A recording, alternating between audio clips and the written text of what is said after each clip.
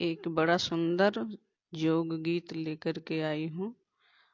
अरे जोगवा के मातल, यारे जोगवा के मातल, दुल्हा जाले न दुआरवा, धाई धाई आवस दुल्हा नाया को बारवा, धाई धाई आवस दुल्हा नाया को बारवा।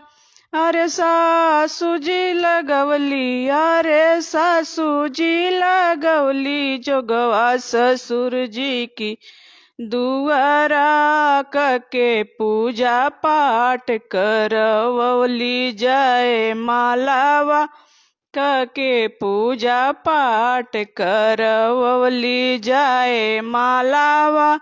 अरे जोगवा के मातल, यारे जोगवा के मातल, दुल्हा जाले न बजरिया, धाई धाई आवस दुल्हा नाया को बरवा, धाई धाई आवस दुल्हा नाया को बरवा। अरे अरे सरहज लगवली, अरे सरहज जी लगवली, जोगवा सरवा की आंगनावा, के तंतर मंतर करवली, सिंदूर दानावा, के तंतर मंतर करवली, कन्या दानावा। अरे जोगवा के मातल, अरे जोगवा के मातल, दुल्हा जाले न बहरवा, धई धई आवे दुल्हा नाया को बारवा, धाई धाई आवे दुल्हा नाया को बरवा।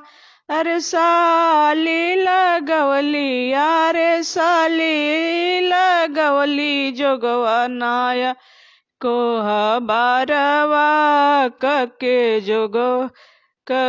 जोगवा टोनावा खियवली जूठ पानावा, के जोग टोनावा खियवली जूठ पानावा।